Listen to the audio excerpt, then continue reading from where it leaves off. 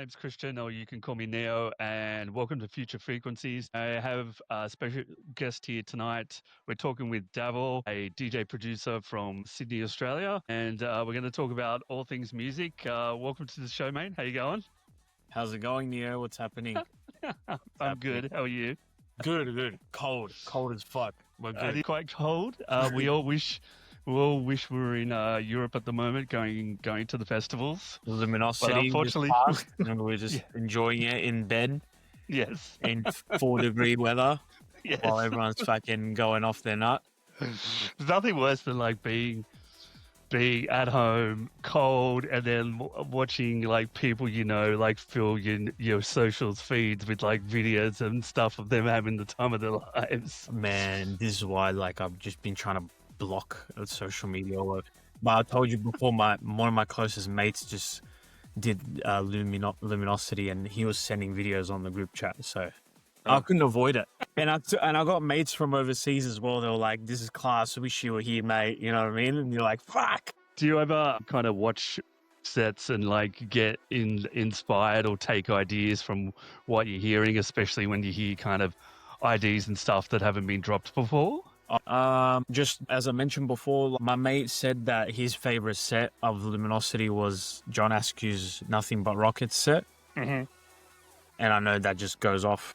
And I was watching a few of the clips that he sent, mm-hmm. and I was like, man, I haven't produced like something like techie in a while.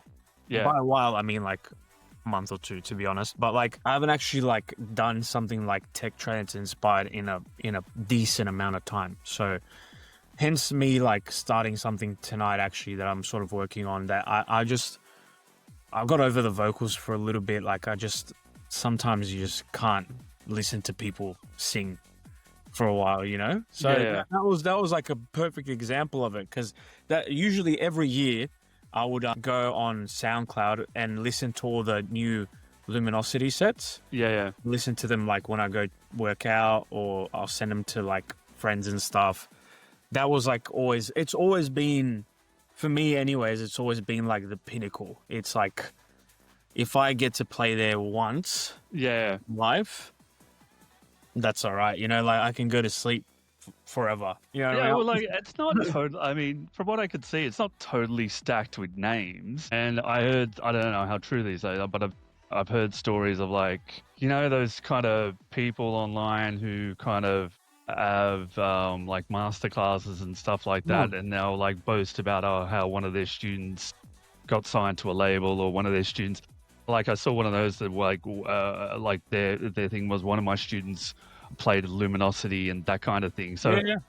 I wouldn't. Maybe it's not that much of a stretch if they're willing to kind of put kind of relative unknowns on, or people that have got some work under their belt.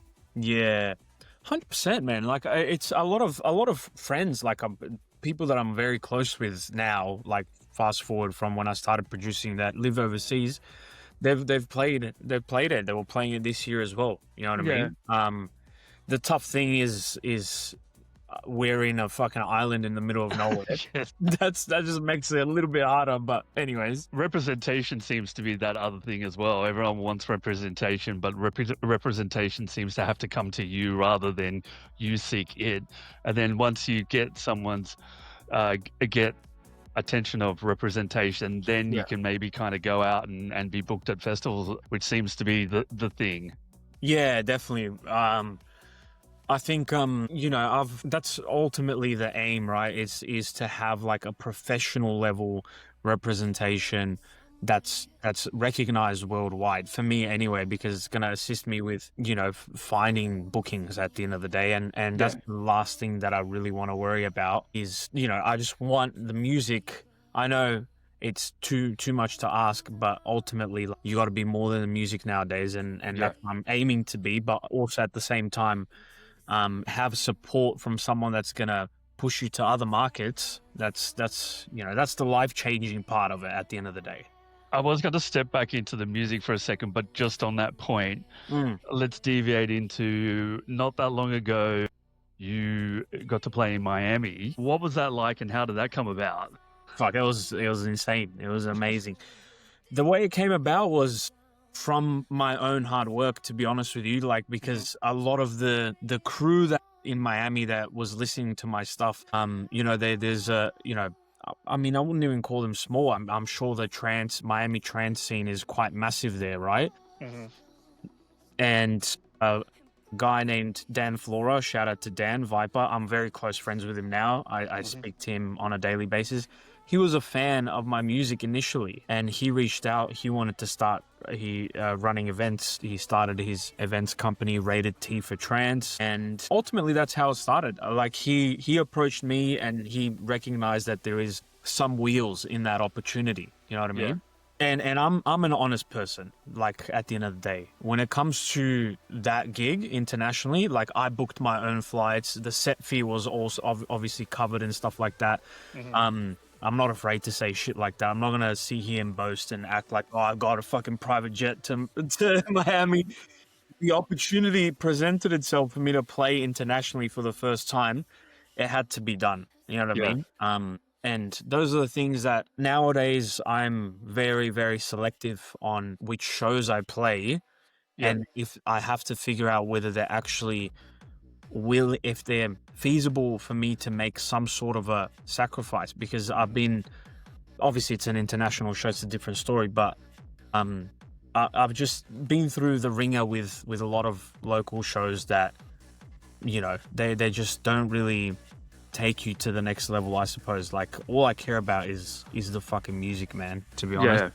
So that's how it started. It was just people that loved my music, and that's all I wanted it to be for, Do you think that the thing you hear about the level is just a kind of a byproduct of the fact that there isn't, well, I wouldn't say there isn't that much of a scene, but our trance scene isn't what it used to be, definitely. It's kind of diminished somewhat. It's kind of, hardstyle is ubiquitous and everywhere and everybody wants it and they're having giant parties, but trance is kind of the underdog that kind of gets kind of pushed aside. And I think there's also some kind of misconceptions about trance. People have got an idea in their head about what trance is, but they don't really know, because they haven't really gone to a show to experience it. Do you think that's something that plays into what goes on here? Yeah, man. Like, you know what?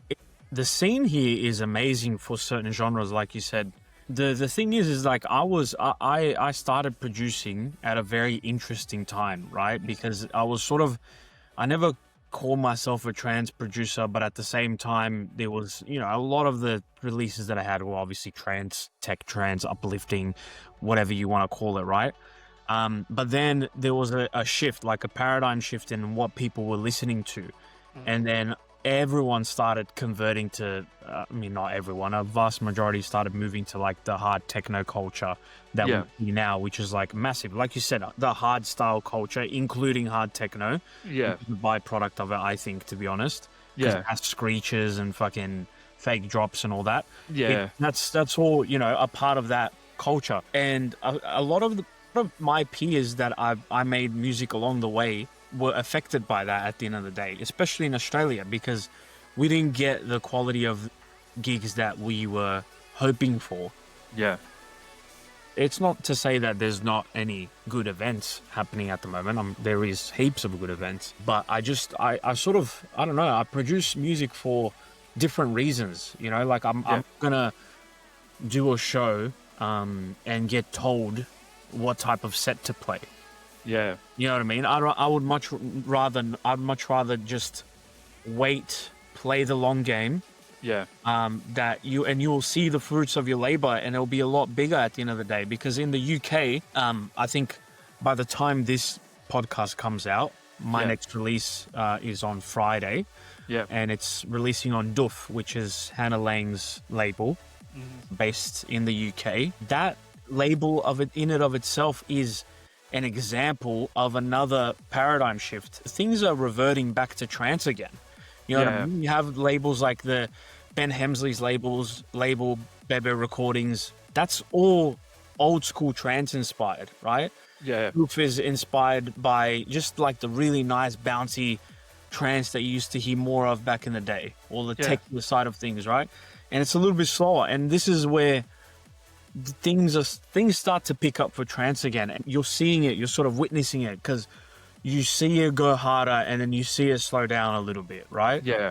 And then Australia, just like everything else, like its fucking policies and laws, they catch on a little bit later. You know what I mean? So it's just, for me, it's like, I'm just going to keep releasing music. I can't.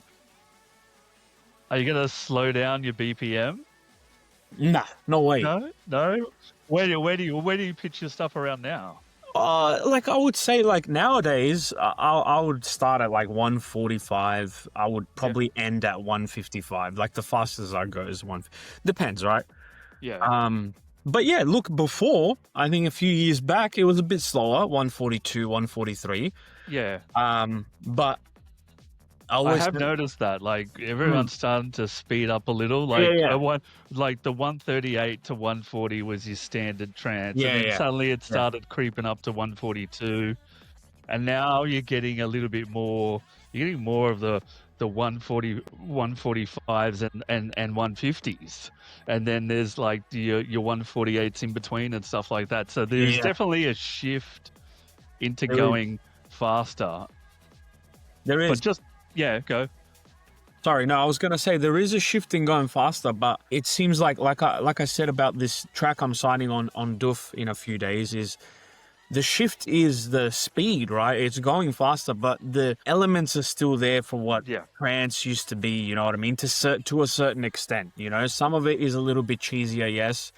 And I have to produce cheese sometimes as well, like in certain situations. But like part of the main reason why I think it's why I am, you know, am very sort of like, I don't know what the word for it is, like just passionate about the type of music that I play and not having to conform to what the crowd right now wants, I suppose. Yeah. That's part of the reason why I'm selective on the shows, you know, and just more focused on making the music. I feel like I have so much more to learn with my production, you know, and the people that I look up to that have been around for such a long time, they've taken years and years and years, you know, 10 years plus to actually hone in on what their sound actually is. And then they just, it's, you know, that their music being played. That's the type of artist that I want to be remembered by at the end of the day, not someone that's just, I call it edutaining, because like a good DJ shouldn't follow the trends, they should set the trends. So like you go in and like if you're a good DJ, then you should be able to move the crowd with your sound and your production. You shouldn't, I mean, you don't necessarily have to follow the crowd or follow the trends. They say it's all about the dance floor, but at the same time, I don't think there's any reason why you can't direct the dance floor. I feel like unless you're a wedding DJ or a DJ that is asked by request to play certain things, your job as a DJ is to, like you said perfectly, to direct the dance floor. All the sets that we've loved for years, whether it's like, you know, the In Search of Sunrise sets by Tiesto, whether it's like Mario Picotto's old school sets, whether it's like, these are all like genre defying sets that you'll always go back and listen to. There's no way that these guys got coerced by song requests. You know what I mean? It's like, that's just how it is. So random fun fact for you, before, and this is even way before my time, trance and hard trance actually used to be around 160, 165.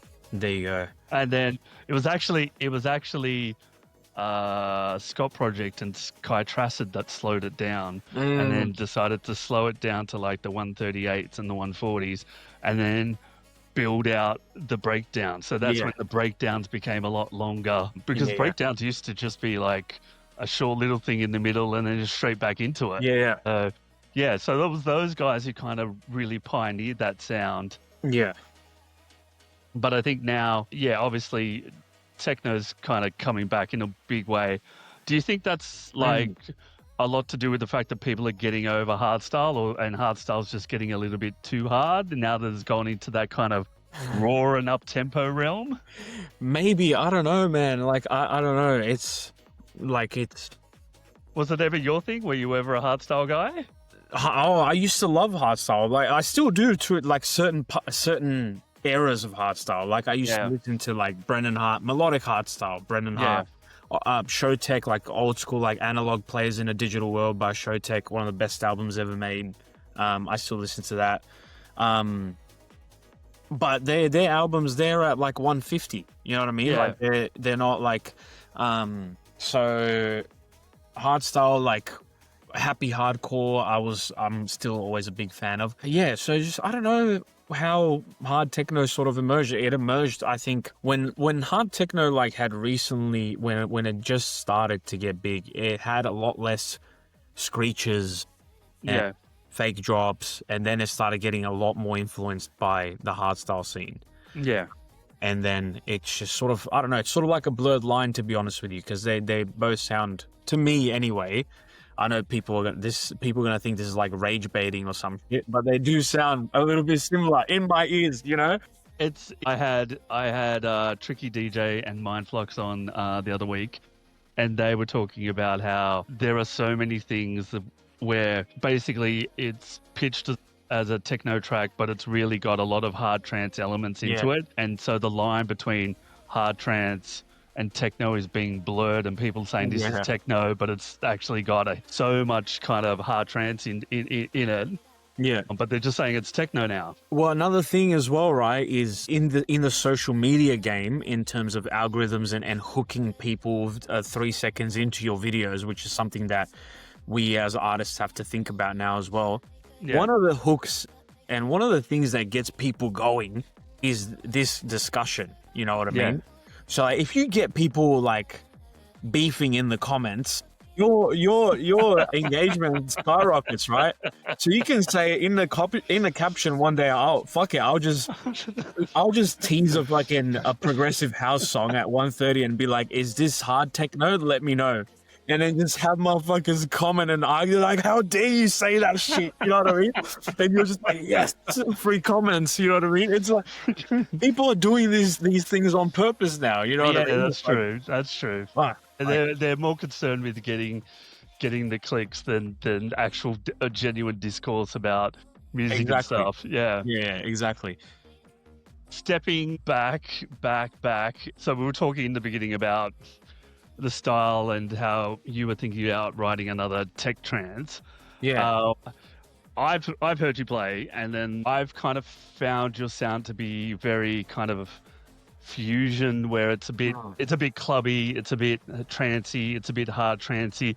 You've basically taken like the best of kind of the underground scene and the club scene and kind of mashed it together. Is that kind of where you started out, and now you're kind of looking to kind of get away from that a little bit, like you said, because you're sick of the vocals? I think I think you know, every artist have their sort of like seasonal periods in terms of whether there might be just weeks or months whether they focus on specific types of styles, but I don't think I ever want to get away from that, from the fusion of different sounds in my sets. I feel like that's what and putting all the, you know, shit that I was talking before, like it's all good music is good music at the end of the day, right? So like if it's a hard techno record in my opinion, that sounds good, I'll play it, and I have played it. I think it's like we mentioned earlier, I want to avoid the oversaturation of the same sound being played over and over again in my sets and in my productions, right? So in the sets,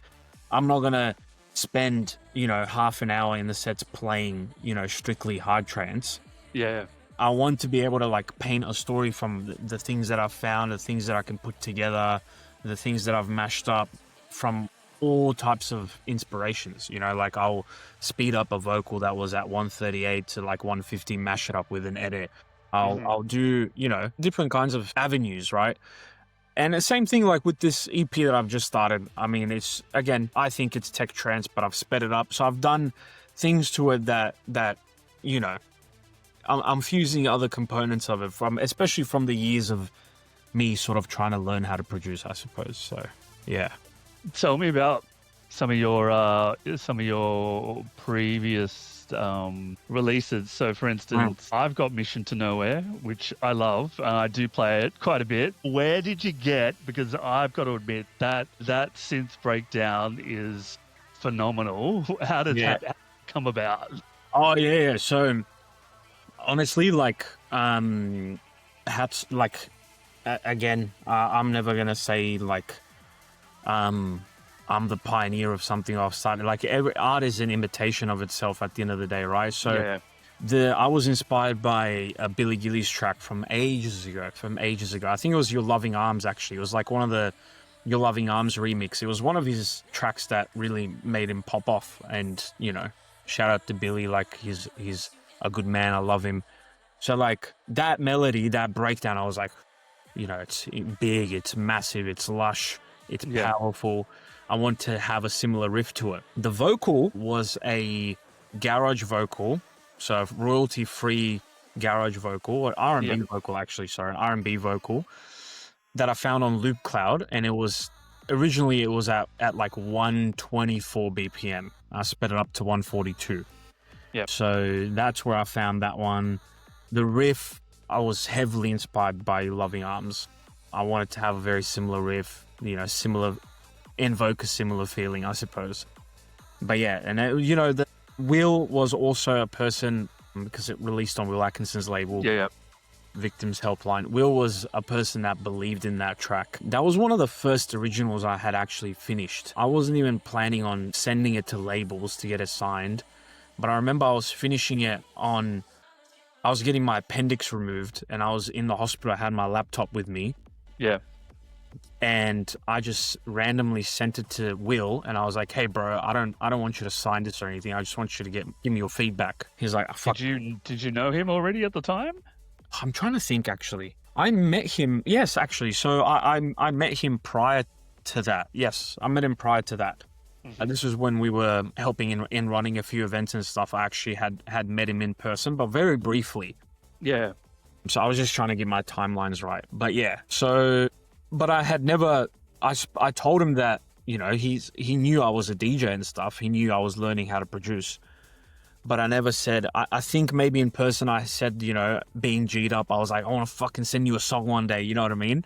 Yeah. And eventually I'll send him a song, right? So, yeah. Which leads me on to one of the best stories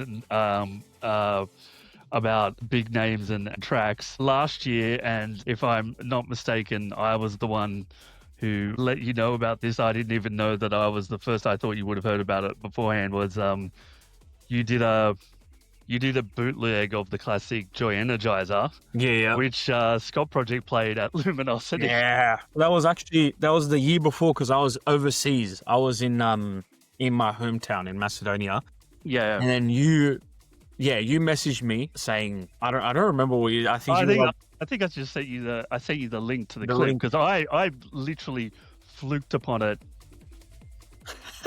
That's crazy. Well, yeah, I was just noodling around one night, just listening to sets and going down some rabbit hole on YouTube, and I just came across it, and I looked down into the track list, the set list, and it said Joy Energizer Davor bootleg, and I just went, what? Yes. Yeah, because you linked me that, and I was like, bro, I can't believe this right now. Holy shit. And I messaged him as soon as I found that out. I messaged Scott Project, and I was like, I love you. I was like, thank you so much for, like, you are the man. And I was like, thank you, man. And he's like, yeah. I was like, I want to send you more stuff. He's like, yeah, if it's good, I'll play it, you know? And he seemed so humble, and it was like, you never get over the situations where other artists play your music, no matter how big or how small, you know? Yeah. It's the best feeling. Especially someone who's literally been a pioneer and a godfather within the scene for so long. It's not funny, like literally intergenerational. Yeah. As far as the music goes, he's been around forever. I mean, exactly. Yeah. I mean, it felt amazing. It felt amazing.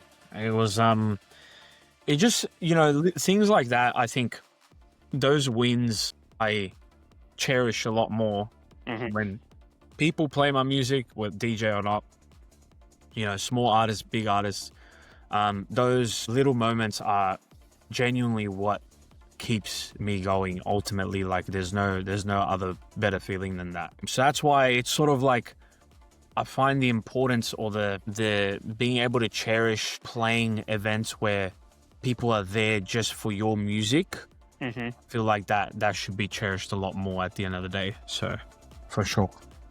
What's your process like for writing? Do you have a set process? Are you like a linear type of person, or you like to kind of just do the bit of the old kind of, a lot of people like to do the 8-bar loop kind of development from there and then kind of pull it out into an arrangement afterwards? Or do you work in more of a linear fashion? Where do you like to start with, or is it just completely different every time?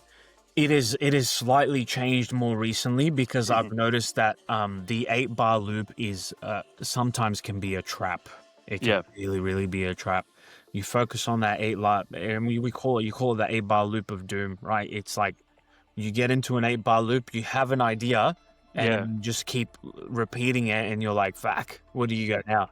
Right? But for example, the one that I just started now, because like the older I've been getting, the more I've been like, regardless of what I'm producing, I just want to be able to produce based on, not my mood, sorry. It's always like, it's a discipline. You have to finish the tracks no matter how you feel. But I'm saying the theme of the track is based on a particular mood that I've had for the past week or the past month, or a theme of certain things that have occurred. And you know, some moments I'm met with like more melancholy than others, for example. So I had a period like for a month or two where I was just, the ideas that were coming out of my head were a lot more, I suppose, melodic, more at, you know, plucking at the heartstrings, I suppose, right? But to answer your question, like right now is every time, for some reason, recently, every time I'm in the fucking shower or I'm driving, I'm starting to think of ideas. Whereas before I used to like sit down, and this was probably, I think it's sort of, you sort of have an evolution as to how you generate your ideas, because the more mature you get in terms of your music production, the more in tune you are with your ideas. Before, when I had just started, I had to be like, I like this track as a reference. I'm going to put this, you know, for year 1 and year 2 of producing, put this track as a reference, and I want to do something similar to it, right? And then you're sort of like not confined, but like you're sort of working towards the same arrangement as your reference, right? But nowadays, I'm just like, I'm feeling like, lately I've been feeling like I want to just go guns blazing, not worry about fucking vocals for a little bit, and just go, you know, pure like heavy hitting, like dance floor, like type of music that I just, you know, that I've been craving recently. That is sort of like, I don't know how to say it. It's sort of like a cross between what I genuinely think even some hard techno artists could potentially play, and also trance artists could also enjoy as well. You know, it's sort of, again, it's every time I have an idea, I want to think about so now I have an idea of a riff, or I have an idea of like some sort of sample that you can chop and loop. Now it's like, okay, I have that idea, and I have the base sort of theme of what kind of genre it is, but I just want to do a 180 on one of the elements, that's what gets me excited. So for example, with this EP that I'm sort of working on, it really is going to remind me of what tech trance sort of used to be back in the 2010s. Like really stripped back techie, but also like nice longer breakdowns, but it's also sped up at 150, you know what I mean? And then it has like elements of more of like the modern era, I suppose, of music production. So always that's what keeps me interested in production, is like, I'm not interested in rinsing and repeating heroes anymore. I'm more interested in like, okay, this is something that I can fuck with, but how can I sort of make it my own, you know? With the you said you have a mood which kind of produces a theme and then you kind of work from there. How do you find it if kind of that mood goes away, but you've still got an unfinished track that you kind of like your mood's shifted Yeah. and you need to kind of, you know, like I'm in this mood now and I've got these ideas, but I still haven't finished this yet. And this was in a completely different mood. How do you handle and tackle that? Man, it's again, like, just being completely honest, it's something that I'm just slowly starting to figure out, and I have my moments where I'll make something because of the mood I was in that moment, but then it's your discipline that carries the completion of the track. You know what I mean? It's starting the track is obviously still takes discipline. Don't get me wrong, but starting the track is where a lot of your emotions come out from expressing your art. You know what I mean? And then the rest of it, if you have the arrangement down, the rest of it, mix down wise, this, that, like that is just the absolute necessity that the song needs to be complete before you send it off to get mastered. And unfortunately, not unfortunately, but the only thing that's going to save you, honestly, in this life is just perseverance and persistence. And I've realized that just in the past, I would say maybe 2 or 3 years, even in my professional life or when I'm trying to move across to hopefully do music full time, it's just fuck how you feel, honestly, and get the music finished. Have you ever butchered a track because the mood has changed and you've kind of gone off on a tangent in the track? No, not really. Okay. Because, like, I definitely have butchered tracks, but that's because I was shit. Oh, I'm still shit, but, like, you know what I mean? Like, I'll say, like, there is tracks that I've finished. This is what I've noticed, you know, it's on that point. There's 2 demos that I have out right now that I have sent out. Sorry, not out, but I have sent out. Yeah. That they haven't been signed yet, and they've been sent to like 5 or 6 demos, right? Yeah.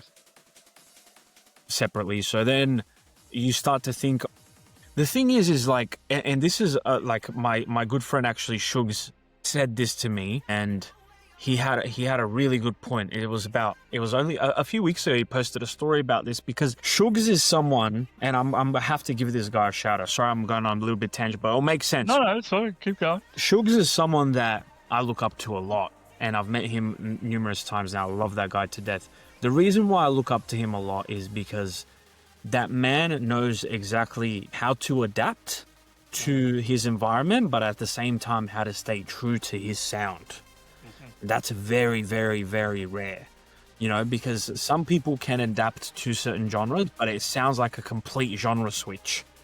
You know what I mean? Yeah. Shugs, on the other hand, is, even though, you know, he had a tech trance era and all that sort of stuff, if you listen to his music now and even back then, you know that it's a Shugs record at the end of the day, right? So the guy knows where his sound stands no matter what. And you listen to his sets, and then you can see, like, even though he's going forward with what's on the market there, he's still sticking to the trance roots of music. You know what I mean? And there's always going to be people out there that are going to hate on people switching up, quote unquote. Oh, you've switched up, or you've done this, you've sold out. It's like, it's not selling out. It's ultimately, how do you expect any artist to be doing the same shit over and over and over again? That's where careers go to die at the end of the day, right? Yeah. And the one thing that he said to me, and this was like literally last week, because he was talking about just this exact topic, like, on his stories. One thing that he said to me was, just stop becoming emotionally attached to a song. There's no point in you becoming emotionally attached to a song, meaning that obviously there is emotions tied to the music that you make, but you can't, if you send a track out and you think it's like this next big, you know, this is going to do so good, you're talking it up, and I've been very guilty of that in the past, you know, like, I'll talk this track up, it doesn't get signed, and then I'm thinking in my head, this song's shit, right? Yeah. But if you just take a step back and you don't have the emotional attachment, because it's just another thing, it's another piece of art that you're sharing across the world, you move on to the next. You have to move on to the next one. There's no other choice, right? So then you start thinking, this song that I made isn't that great. You know what I mean? Like, it's not. Yeah. It doesn't need to be signed. It doesn't need to be released. I don't need to release it. It's not what I am. It's just experimentation. And the reason recently I've gone through a phase where I have been experimenting, you know, and there's certain things that I'm like, this is the sound that I'm listening that is a part of this newer generation I really enjoy, but I'm also going to stick to my roots. And again, you're just constantly evolving that, you know? So if you really, I mean, if you don't get it signed, I think you don't necessarily, it's not all lost. I mean, you could always kind of release it on your SoundCloud if it's something you want to put out there. Yeah. Just because of whatever reason. Maybe, hey, I know it's experimental. I know it's not necessarily label material, but I still want to put it out for whatever reason. There are other avenues these days. Yeah, 100%. 100%. And but also being self-critical about, okay, it didn't get signed, maybe it wasn't the best it could be. Of course. You've got to be able to have that self-criticality, to be able to say, okay, time to move on. Time to move on, right? It is. Yeah. And that's what I'm telling you. Like, it's recently I've gone to a stage where, you know, I have definitely, I've had multiple projects recently in recent months where I've tried to stick to the cheese for very long, and I can't stay on it for too long. You know what I mean? Like, I just can't stay on it for too long. There has to be like, it's cheese is like, I think cheese is I don't know. Cheese depends on context. I think things can be cheesy because they're cheesy, but things can be cheese but still packaged in something good. Yeah. So exactly, and that's why and you can get away with it like that. So I don't always think that cheese is just cheese. This is terrible. It's cheese. Yeah, you can get away with cheese. You can if it's packaged right. Exactly right. And don't get me wrong. Like, I love cheese when it's packaged right. You know exactly. I mean? Yeah. I don't like spoiled cheese. I like cheese when it's packaged right. And there's some artists that are very good at that. Very good. Yeah. And it's feel good. Like, I always listen to feel good music. Like, it's at the end of the day, and I'm always gonna try and make that kind of music at the end of the day. We need to coin some sort of phrase, packaged cheese or something cheese, like that. Well. Yeah, but look, I think if I'm being critical of my own music, like Mission to Nowhere, I feel like that's a cheesy song. Like, I don't think so. I think it is, to be honest. But like, I have no issue with it at all. You know what I mean? If you listen to it long enough, you'll be like, yeah, this is a cheesy. But I think that the synth, the drop, that thing just obliterates any cheesiness about it. Yeah.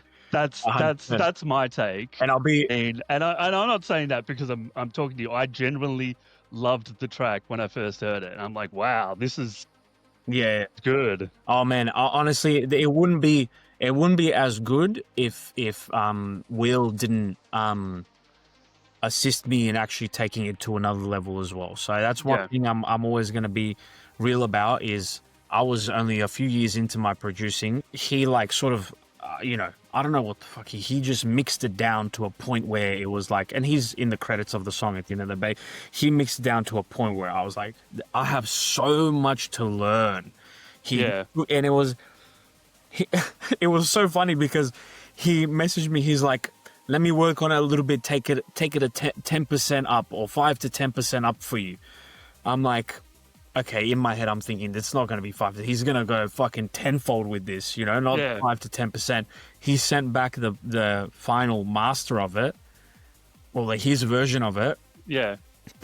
I was like, damn, bro, like this is, and it was just, again, it's something that like with my untrained ears, I wasn't capable of doing at the time, But was that 5 or 10%?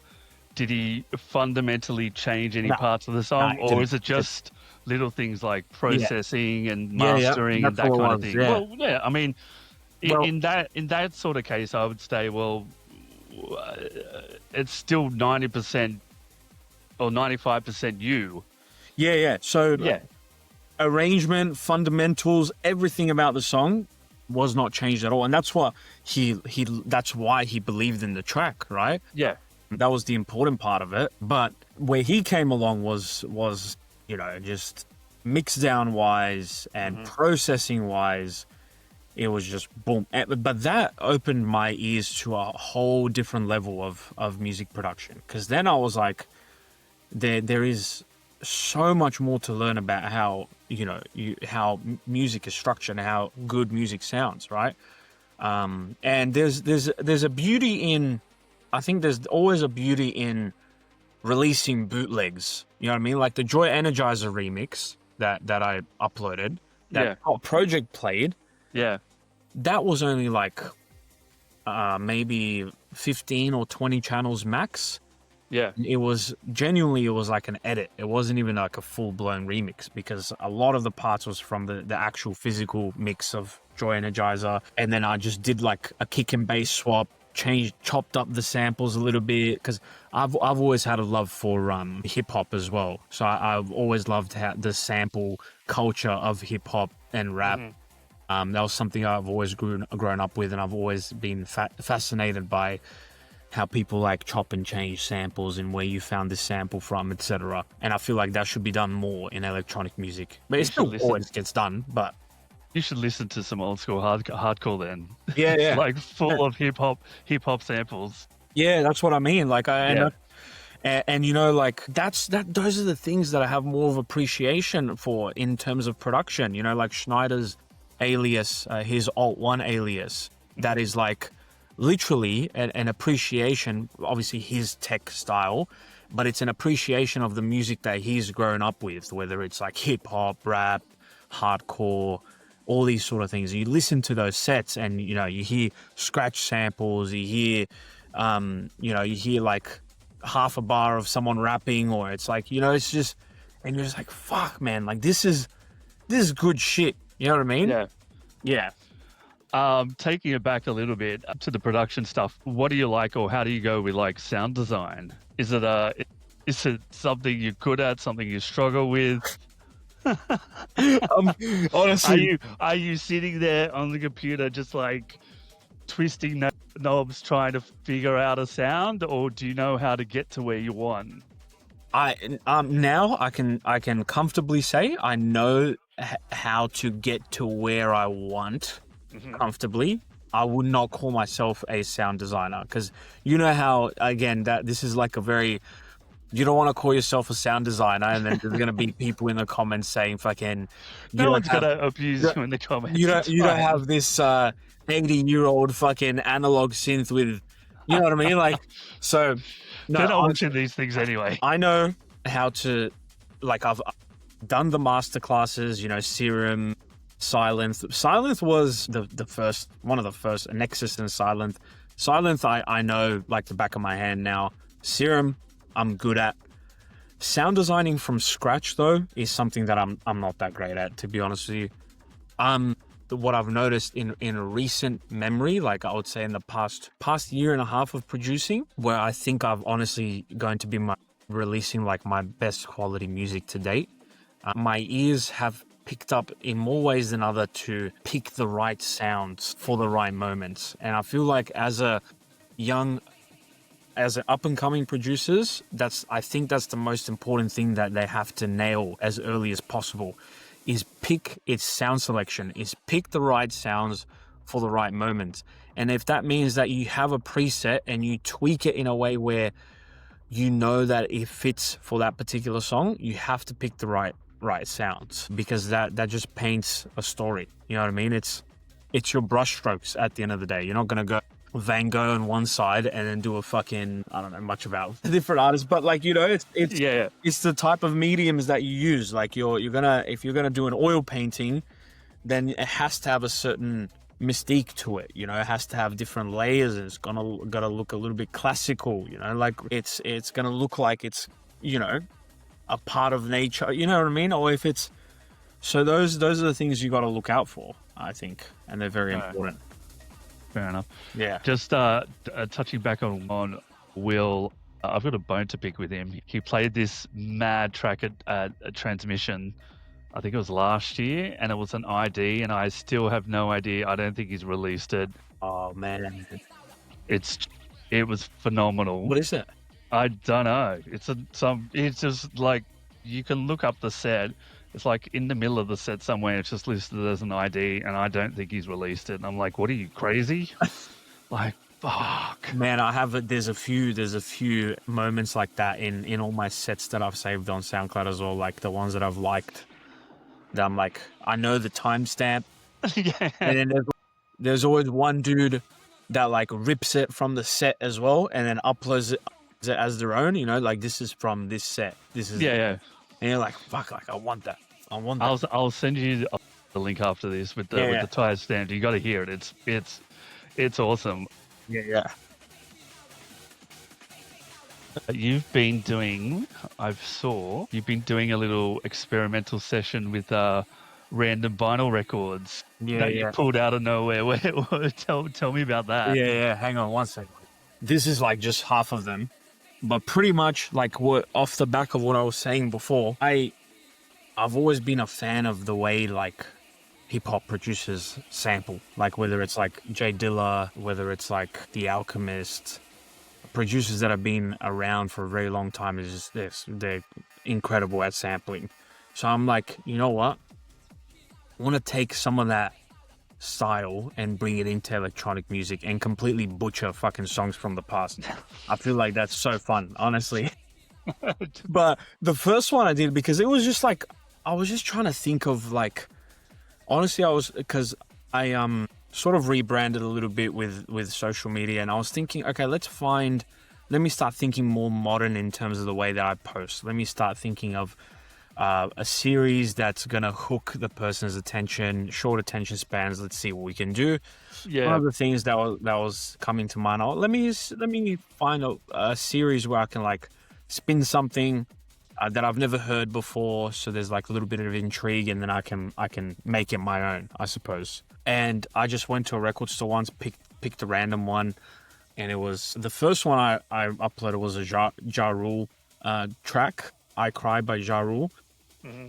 And it was just like bouncy, happy, whatever. The second one I actually uploaded on my SoundCloud because I was like, man, this sounds good. I'll just upload it. It was from a Stevie Wonder vinyl, "Come Back as a Flower." And then my mate's got not as much as you, I can see, but my mate's got a shit ton of vinyls, and he was like, just take these all for like sample reasons. So I got like, obviously some of these artists I've heard before, like Cold Chisel. Obviously I know who Cold Chisel is. I don't listen to Cold Chisel, but like for example, fucking Cool G Rap. I know who Cool G Rap is, but I don't know all of his songs. Art Garfunkel. I've never heard of these people before. So like, these are just random. So what I do is, when I have the time, I'll just like, I need to make them a lot more frequently. I'll just sit down, I'll go online, and I have like the random name generator, like the spinning wheel. Yeah. I'll write all these records into the spinning wheel, and I'll get it to pick a record at random, and then I'll pick a track at random. And I have to, there's no ifs, ands, or buts. I have to make something out of it, regardless of how shocking it might be. I think I might take a little pile of these, and then I'll bring them over, and you can do that. Yeah, 100%. We have to. That looks like, whew, man, that's a dream right there. But like these ones, I feel like would be easy because it's mostly electronic, right? Yeah. It's all kind of old school trance and hard trance and stuff like that. Yeah. Well, there is one that I'm sort of like a little bit not hesitant, but I'm like, if this gets picked one day, I'm gonna be fucking screwed, because I bought a random vinyl, because I literally go into a record store and I'll like do this, and then I'll pick one and I'll play it, right? I picked one, and I'm pretty sure it's just an orchestra. Some random like Mongolian orchestra or something, and I'm like, fuck, this is gonna be tough. We'll see how it goes. Hey, look, there's a lot of those videos online about all the random records and samples that were used to put together Prodigy tracks. Yeah, that's true. That's true. Yeah, and I think there was one about like one of the more modern albums had a track that apparently used Tibetan drums or something like that. Yeah. So yeah, there's all sorts of stories. I mean, Yeah. there's nothing you can't really do. You've just Yeah. got to find a way to do it. Exactly. No, you're right. You're right. But some days the brain works more than others. You know. Yeah, that's true. You start thinking of like obscure ideas and stuff. But those series, like they're like there to sort of.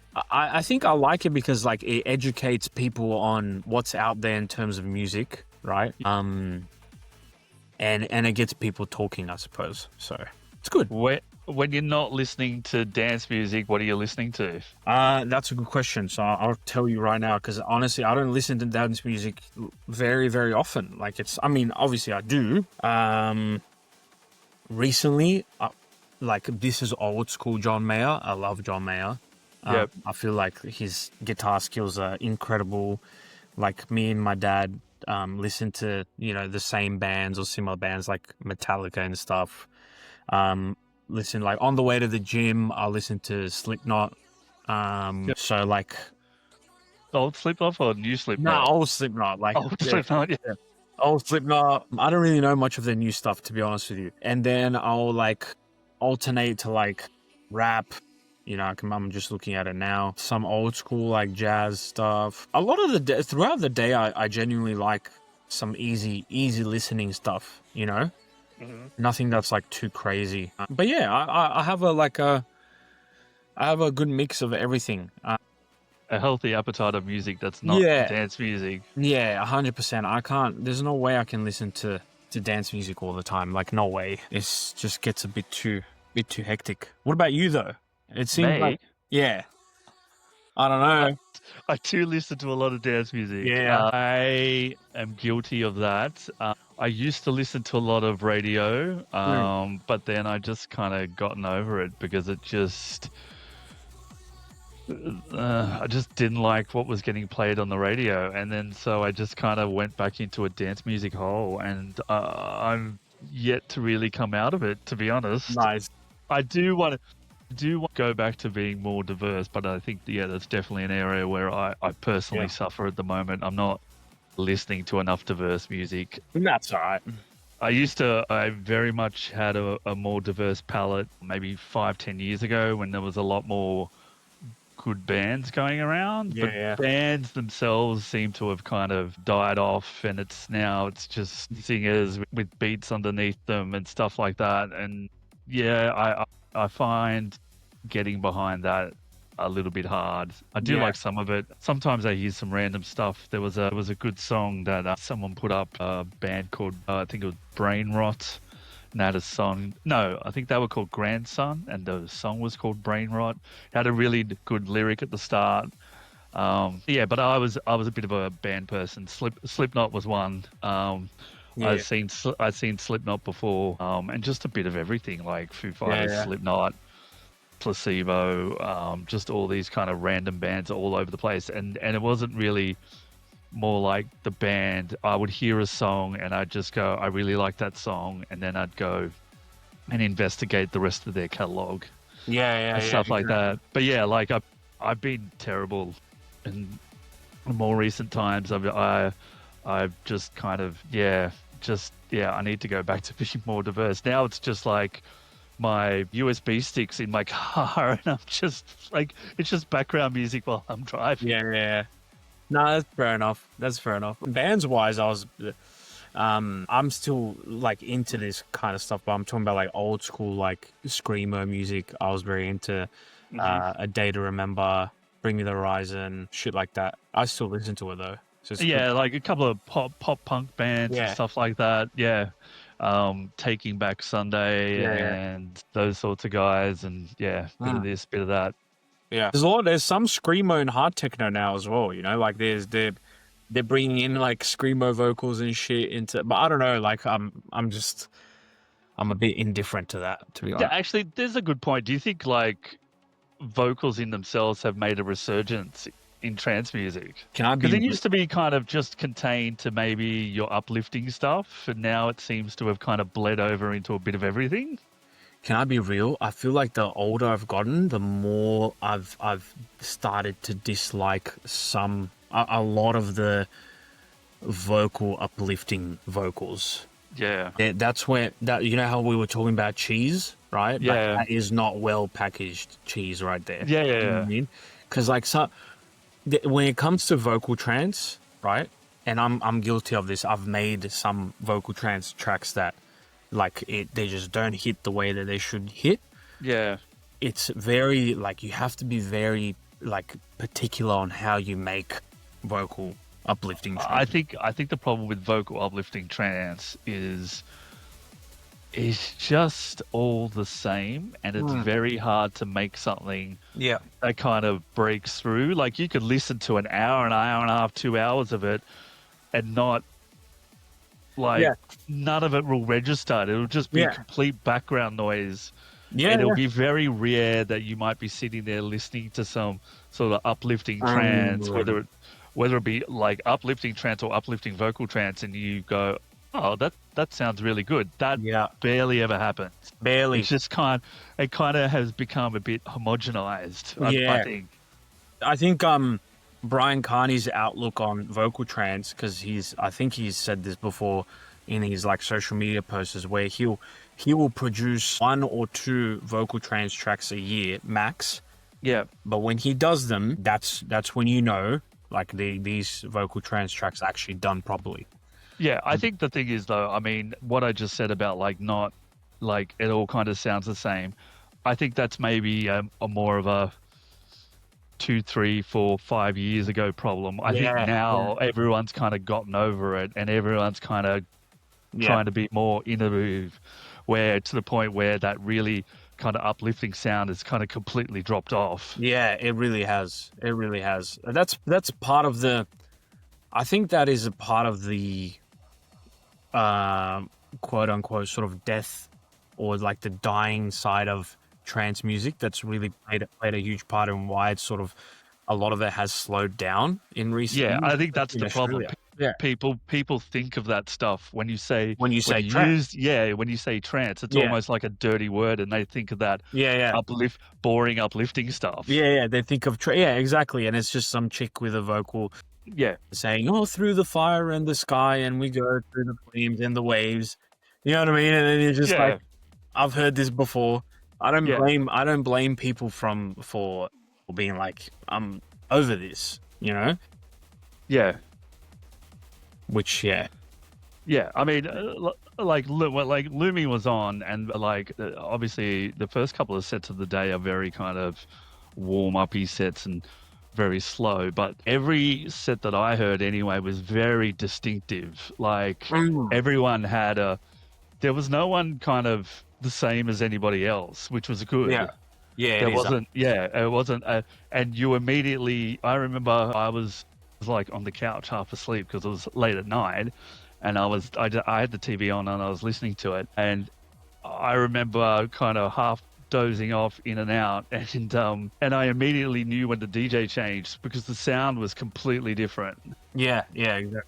Whereas maybe in the past that may not have been necessarily the case. I get you. I totally get you. From like genuinely, I feel like from an uplifting trance standpoint, there's a few artists that I like to think as like top tier uplifting trance artists. The ones that, like you said, everyone's different, but if we're talking like uplifting trance, the people that sort of push that genre forward more than others, artists like Cold Blue, for example. Like Cold Blue, in terms of uplifting music and the way that it's structured, like the guy brought in, I feel like, a brand new sort of way of looking at how trance music is meant to sort of sound.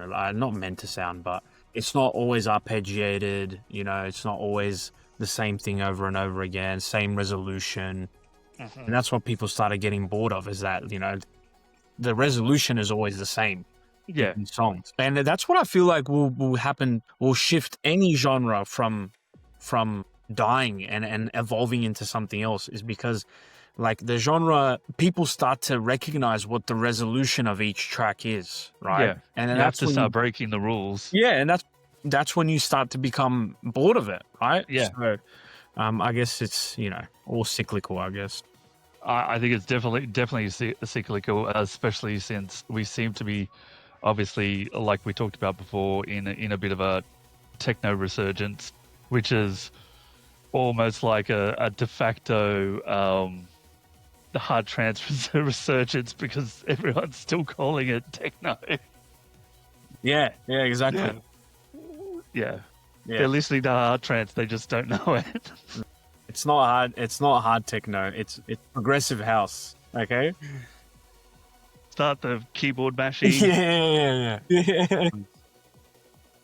What else do I want to ask you about? I think we've kind of covered a bit of this, but I'll ask you again. Like, what are your guilty pleasures? Guilty pleasures. Guilty pleasures. Man, I have a sweet tooth, man, and it's bad. It's bad. I try to eat clean, and then nighttime hits, and then I just want to munch on some chocolate. That's all I think about. I think about chocolate all the time.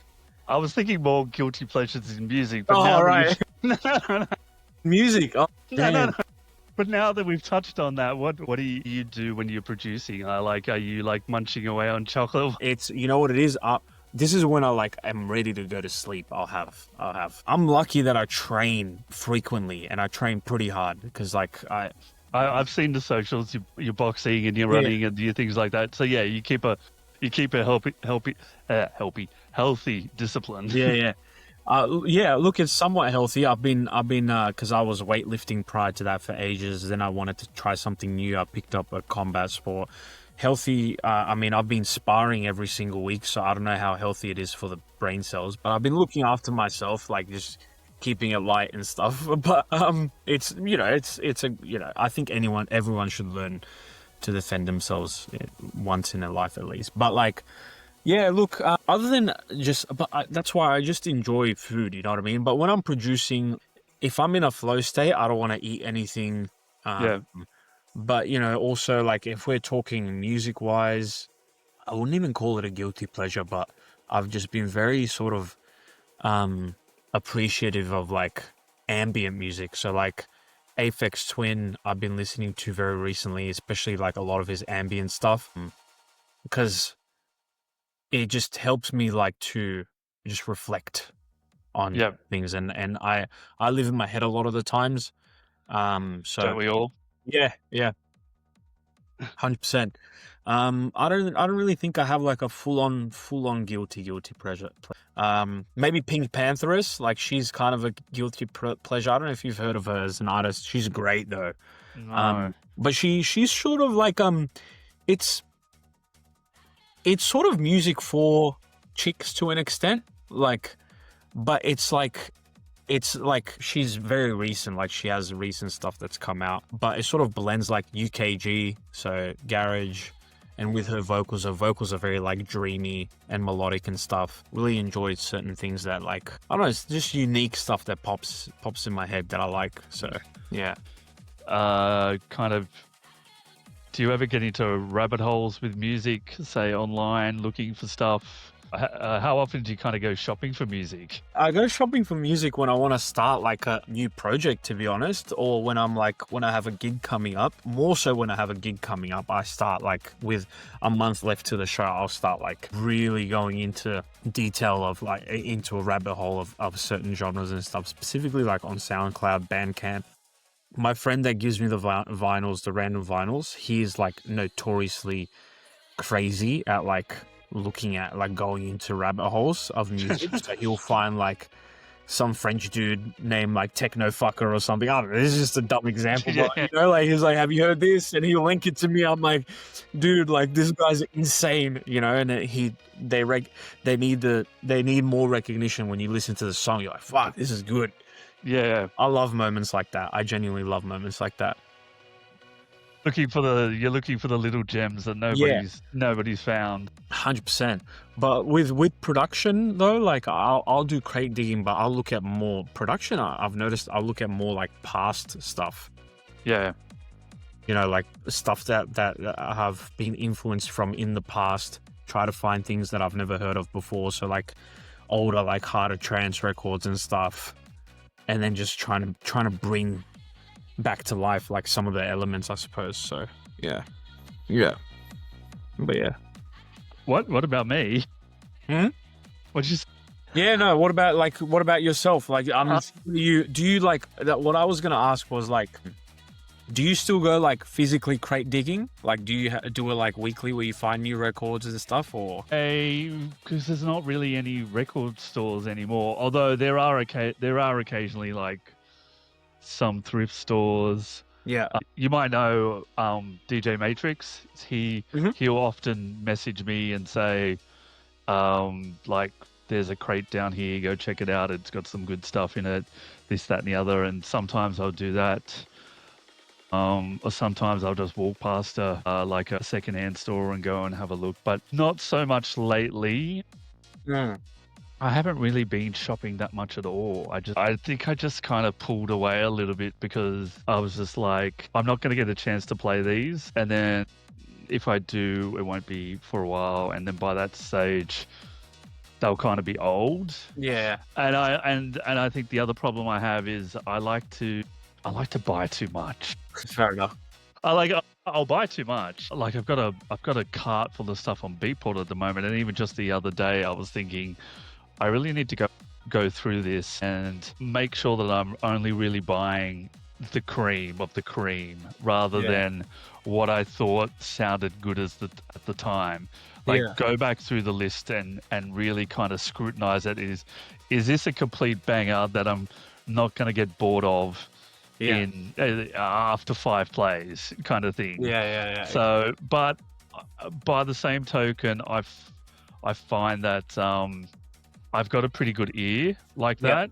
Like a lot of the stuff I pick will stand the test of time, and also I will often stumble upon things where I bought it, I listened to it maybe once or twice, played it once or twice, and then I didn't really give it that much of a spin, and then I'll stumble back across it maybe 6-12 months later and think, why have I not been playing this? This is awesome. That kind of thing. Yeah.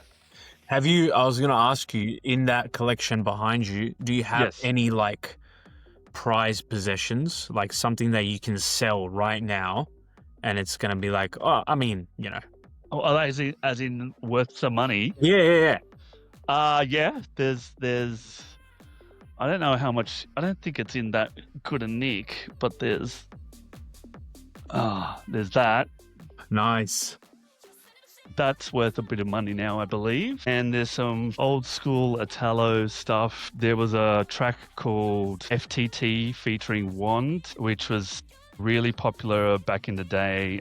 And it was featured on a video for a very famous old party called FOD 4. And I remember putting my name on a want list for it many years ago. And then one day I was at home kind of just playing around on my computer, and then like I had my email inbox open and I got an email saying a copy had come in because it was extremely rare at the time, and I nearly fell off my chair and I was like, quick, buy before somebody else gets it. Like, nice. So nice. But now like you've got Discogs, like you can pretty much find anything you want. Most of those rare records that I wanted back in the day easily found now. It's more of a case of how much money have you got to spend now. Like you could get lost. I mean, I've got a want list at least 100 records long. Yeah. I'll get around to buying these one day. Yeah. But then it also comes down to the whole vinyl digital thing, and like no one plays vinyl anymore, and do you still want it, and that kind of thing. I like vinyl. I wish we played vinyl out more, but obviously the world's gone digital, and obviously it's a lot easier. You're not lugging giant crates around. You can walk in with a USB stick with like 10 times more songs on it. But I find a pleasure in playing vinyl. Like I bought a controller. I got an XZ like 5. I got the XZ when it came out, but I didn't really touch it for a year. It literally sat gathering dust for a year because I couldn't. I tried it out and I'm like, this just doesn't feel right. And then I had to go back to it and really persevere with it before I was just like, all right, I can do the digital thing now. Yeah. Let's get on. And it wasn't so much of a learning curve. It's from someone who came up playing vinyl. It's more like a bit of a. It feels like you've been given the answers to the exam kind of thing. Yeah, exactly. It's too easy, Yeah. and to a certain extent, I feel I can actually be more creative with vinyl than opposed to digital. Like, yeah, there's all these buttons there, and I'm like, yeah, they're great, but I think it's a little bit. You've got to set all those things up prior. Where I think vinyl's more tactile in that I could think of something creative to do on the spot and execute it straight away, as opposed to doing it on digital where I kind of would have to have it set up already, or I'd have to have cue points already in place and that kind of thing. Yeah. So vinyl I find more fun. Yeah. I'm just learning how to do it with my friend. I was never really like, no, that's not something that like I had to go through, but I sort of wish I did. I wish I was at a time where you sort of earned your stripes a little bit more when it comes to DJing, you know? Yeah. That's why you get grumpy old vinyl people like myself, because like, there's no use denying it. A lot of us have probably got a chip on our shoulder about the fact that like a lot of the young people kind of walk into a store, buy a controller, and they're walking out and playing gigs within 2, 3, 4 months. Yeah, exactly. Whereas we trained ourselves for years before we even thought we were vaguely good enough. Well, that's the thing, and it goes to, I think it's like, not to sound like a person that's hating or anything, but it's a direct correlation of the times that we're in, because it's ultimately like the skill is somewhat there. Anyone can learn how to DJ, right? Yeah. The skill is somewhat there, but it is a social skill. Yeah. It's no longer a skill of, of music and actually respecting the craft of DJing, because you can be a digital DJ and be a high quality DJ, of course, but there's a clear line in the sand between someone who is there for the social aspect of it, or they're chasing the social aspect of music, getting their tracks ghost produced, DJing whenever they can and whenever they please, just so you can be on a highlight reel at the end of the day. And people that are really in there for the long run to like really invest their time and effort into showcasing who you really are as an artist, Yep. And I think it's great. Like, if you want to learn a new hobby, go ahead by all means. But that's just the nature of it. You know what I mean? Like, it's a lot of the gigs nowadays are just saturated. It wasn't too dissimilar back in the day either. Like, the amount of people who probably had friends who bought decks that are now just kind of gathering dust. Yeah, is probably every second raver or every third raver probably knows somebody with a pair of decks. For sure. And maybe a small vinyl collection. Like it was no different. But obviously, time kind of tests all kind of conviction and love of everything. Like people will drop off, and those who have dedicated to it and love it will continue to do it, no matter what form it is, whether or not they just do it at home. Like, now there are other outlets. They can do it on Twitch. They don't necessarily have to play at a club or a party. Like, if they still love it, they'll still do it. Exactly. And that's with everything, it's with any hobby. Like, this one is just a lot more in your face, I suppose, like, it's people want to tell you a lot quicker that they're a DJ than they're you know what I mean, that they're knitting something at home. That's what I mean. Like, it's with anything. Like, if you truly have a love and appreciation for something, then it'll show. It'll show. Yeah. What are your goals for the rest of the year? Good question, man. Good question. Goals for the rest of my year is I've set a personal goal to produce or to finish as many tracks as I can. Mm-hmm. Do you have any label goals? Yeah, I do have label goals, and I'll always have label goals. I think look, I with signing to a label, you can't really put a time frame on it. So I can't say I want to sign a track to Subculture by the end of the year. Yeah. Because I might send Subculture 10 tracks and they might not like them. Yeah. But label goals, like I think Subculture as a label is a label that is very close to my heart in terms of the music that I grew up listening to and the artist and the owner of the label that I have a lot of respect for. And I just know like that is at a caliber that I would like to get to. You know, I had a dream of signing to Schneider's label. I actually have a second track coming out on his label now. Fast forward many years later, like 3-4 years later, you know, I released a track that was heavier last year, sort of like a 150 tech trance type of track in his label. This year in August, I actually have one coming out that is just banging, like driving, uplifting, 142, which I'm really looking forward to releasing. Like it's like a proper driving, uplifting track, no vocals, and then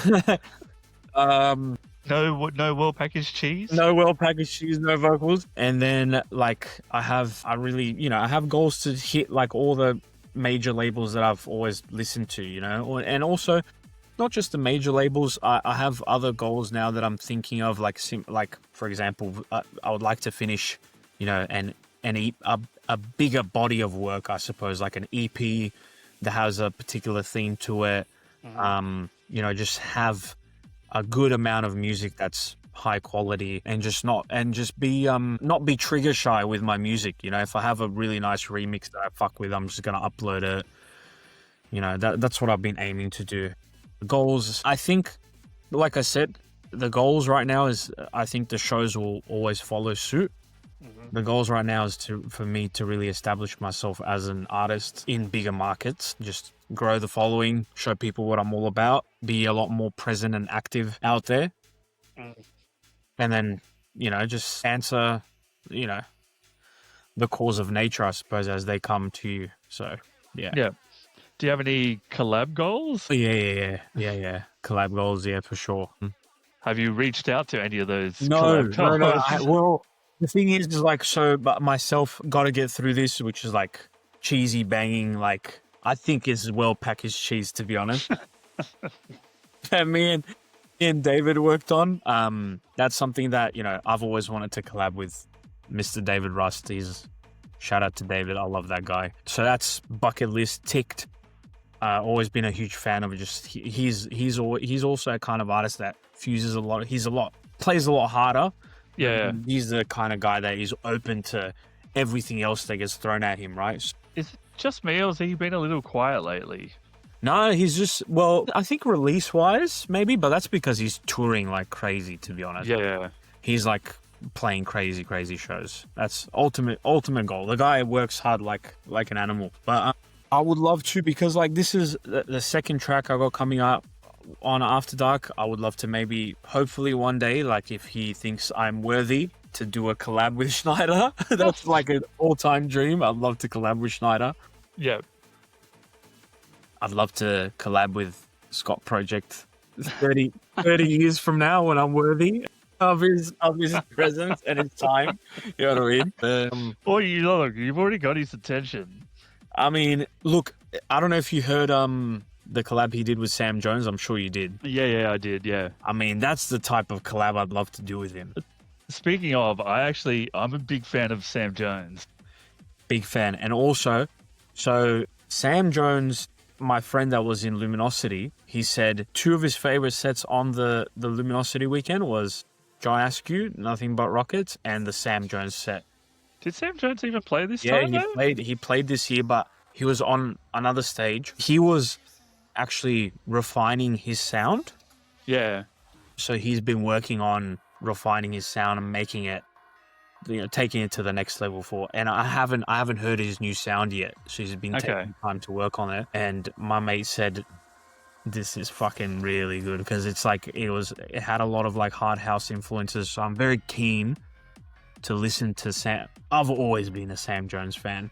Like, I've watched some of his like production videos, and he's very, very kind of like neck level. Like a lot of I'm guessing, and I don't know this for certain, but like a lot of the people are probably not going into the finer detail that he goes into with his productions. No Like way. the No level way. of detail he goes into with his sound, and just the way he does things is No way. just, Yeah. yeah. He works on Logic, so I've seen all the master classes, right? Man, the way that guy's brain works in Yeah, I terms of know. how he structures music is, Yeah. I don't know. There's no one like him. There's honestly no one. I mean, how he keeps track with, like, he's got like some tracks that got like 200 tracks, and you're Yeah. just like, Yeah. how are you even keeping that all kind of in your head and kind of, Yeah. yeah, And he's a perfect example of how, like, in terms of sampling as well, like the way that he samples his effects and the way that everything just blends. It's like, obviously he has a shit ton of effects in his music, right? yeah. But it The way doesn't. he tweaks the samples as well. He gets a vocal and he cuts it and he tweaks it, he's tweaking it, he's tweaking. But it doesn't. And it's fun to watch, but it's also very frustrating to watch as well. But he doesn't. It doesn't sound like he overdoes. That's the crazy No, thing, that's right. Yeah. There's a lot of substance in his music, but it doesn't sound overdone. Yeah. You know what I mean? So he knows where things sit and where they should sit and all that sort of stuff. So yeah, like, I think I have a lot of respect for what he has done recently, because he took the time to, like, you know, well into his career, to sit down and reevaluate, like, how his sound should sound. You know what I mean? Like, he's always trying to find ways to, same thing as Shugs, as Sam Jones, all these artists that I look up to, right? They always take the time to be like, let me sit down and, all right, I know that, you know, this is the way that the market's going. I still have to, you know, develop a sound for the market. Yeah. But how can we take this to the next level and evolve the genre even more? You know? Yeah. So keep to something that I want to do, but also evolve to where everything is going without compromising yourself at the same time. Exactly. So I'm so keen to hear his set. Every time he uploads a set, I'm right up there, like, listening to that shit straight away. Yeah, I mean, I remember absolutely flogging You Ready because I love that track. But, like, I think I heard him say somewhere, he was playing that out for a good 2 years before he even released it, and then kept tweaking it along the way. Yeah. There's different versions of it out there. Yeah, you listen to it, there's different versions of it. Yeah. So yeah, but no, that's yeah. He's someone I really look at as well. He's one of the good modern guys. Yeah. Yeah, for sure. So yeah, look, I'd love to hopefully collab with him and all the people that, like, I've been always have had respect for, you know. I think collabs go a long way, but at the same time, like, I don't know, like, I just want to, when the collabs come, they'll come. Like, if I have an idea that I'm like, oh, this person will make this turn into something bigger and better with their input, then I'll be like, yes, I'll send that across. Yeah. But yeah. Have you ever considered something that obviously a lot of young producers are doing, and that's the big move to the Northern Hemisphere or to Europe to kind of pursue that in a full time? Or do you think there's more value in developing the whole big fish in a small pond? This is a thought that I battle in my head on a daily basis, because, like, man, I have friends overseas now in the UK, and, you know, some of them say stay put because things are slowing down here as well a little bit, trance wise, right? Then people in Europe will have a different outlook on it. Like, Germany's popping off, Amsterdam always has been popping off. Yeah. So, but regardless, if you move to the Northern Hemisphere, you're within closer vicinity of where you need to be. And I don't think I'm at a stage yet where I can bite the bullet and have enough trust in my work where I can say, okay, I'm actually going to have work when I move over there. You know what I mean? I mean, my 2 cents for you would be definitely stay here, regardless of what's going on over there, because I think there's a lot of value in the big fish in a small pond rather than a little fish in a big pond. Because you got to think over there is a lot bigger, 10 times bigger than over here. You're just one of thousands of trying to make it. Whereas here, you're relatively in the minority. And if you can make your tracks and your productions kind of stand out to the point where it gets noticed from over there, that's better than kind of drowning in the big pond over there with everybody else. I think you raise a really good point. And I think also another thing that I get where you're coming from.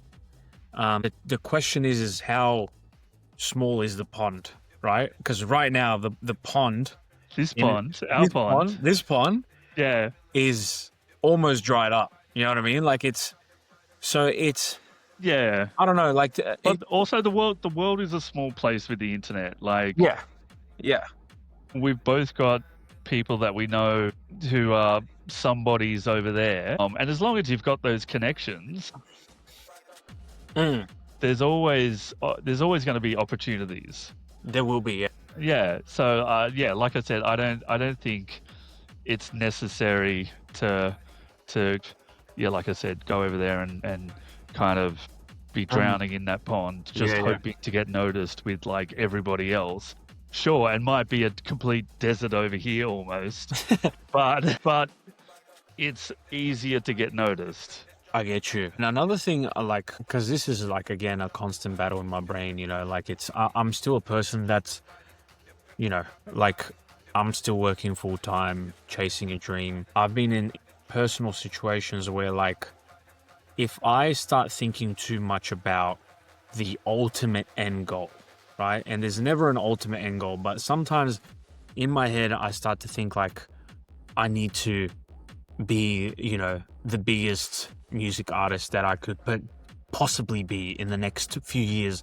Otherwise, I've failed as a human being. You know what I mean? Once I start like have this like grandiose thought about what I need to do and to what level I need to be in, then things start to like cave in my head. I'm like, okay, let me just relax a little bit. What I've noticed is recently, within the past year or so, I've been more thoughtful about how I can just keep making music, keep posting, and just think about the compounding effect of the work that I'm putting out there, and then just trust in God that the answers will come to you. You know what I mean? So that's. I think the key thing here is to remember a DJ producing career is a long career. Yeah. Like Scott Project, who else is there? Like there's a lot of other guys that are still around and they just chipped away at it. Like in some cases, obviously, it might have been a little bit easier back then, whereas the markets are a lot more flooded. But at the same time, although there's lots of other young people trying to have full-time music careers, there will come a point in life where if you just stay the course, you will almost get there just purely out of attrition, because a bunch of those, probably 9/10 of those people will just fall off at some point. Yeah, exactly. Yeah. I mean, if music is your passion and you just keep working away at it, chipping away, you will get there. Yeah. You may not be in your 20s when you do, but I mean, does it really matter? Yeah. Who gives a fuck? Who gives a fuck? Because that's the thing. I like a few years ago, because right now I'm 28. I'm turning 29 this year. A few years ago, 23, 24, right? When I had just started dabbling in it, I'd be like, I have to do it in my physical prime, like 25, or it's nothing, you know? But now I'm like, wait a minute, I haven't even hit my physical prime yet. Like I've never felt physically like I've never felt better with the type of training I do, and the trying to be more mindful of how I'm feeling in here and stuff. Like And then you start thinking, you're like, hang on a second, like all these guys I look up to as well, like, you know, they really enjoyed the fruits of their labor when they were like in their 30s, early Yeah. to mid 30s. And then also you're not like, you're a DJ, like you can last physically, you can last a long time in the career. You get to a certain point. Like, it's not like it's a 9-to-5 job and you're grinding away at it 5 days a week. Sure, you might be grinding away at it like Friday to Monday. Yeah. But I mean, that's not like what the rest of the world is doing, who are grinding out 9 to 5, Monday to Friday. You're just grinding out Friday to Monday. Yeah, exactly.